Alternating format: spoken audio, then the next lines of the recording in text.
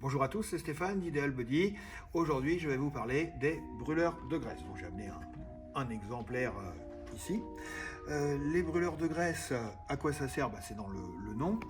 Par contre, j'ai remarqué qu'il y avait quand même pas mal d'attentes au niveau de ces produits qui ne peuvent pas être satisfaites. Donc, on va bien remettre les brûleurs de graisse dans leur contexte et je vais vous dire exactement ce qu'on peut en espérer. Voilà. Alors voyons déjà qui peut prendre un brûleur de graisse, enfin tout le monde peut, mais qui a plutôt intérêt à prendre un brûleur de graisse, qui n'a pas intérêt à prendre de brûleur de graisse. Je pense que c'est assez évident. Les gens qui souhaitent perdre du poids et principalement de la masse grasse ont plutôt intérêt à prendre un brûleur de graisse, et les gens qui sont plutôt secs, longilignes et qui souhaitent prendre du volume ont plutôt intérêt à ne pas le prendre, parce que ça pourrait justement freiner la prise de masse s'ils font de la musculation et qu'ils mangent en conséquence pour prendre du poids. Parlons maintenant de quand et comment se prend un brûleur de graisse. Eh bien, quand? Tous les jours. En général, selon les marques, ça se prend au réveil, à jeun, avant le petit déjeuner.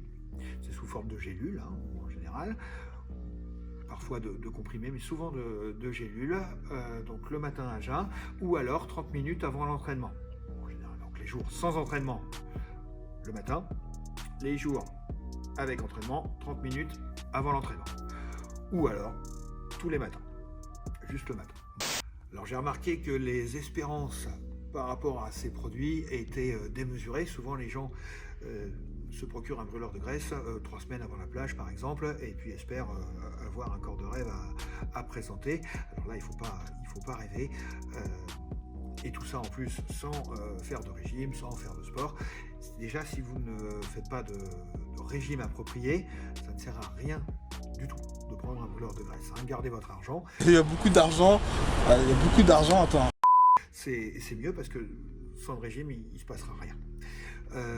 En ce qui concerne le sport, ça marche beaucoup mieux, beaucoup mieux avec du sport. Maintenant, si vous ne faites pas de sport et que vous faites un régime et que vous prenez un brûleur de graisse, c'est pas complètement déconnant, mais ça marche quand même beaucoup mieux avec le sport. Ça va quand même ensemble. Voilà.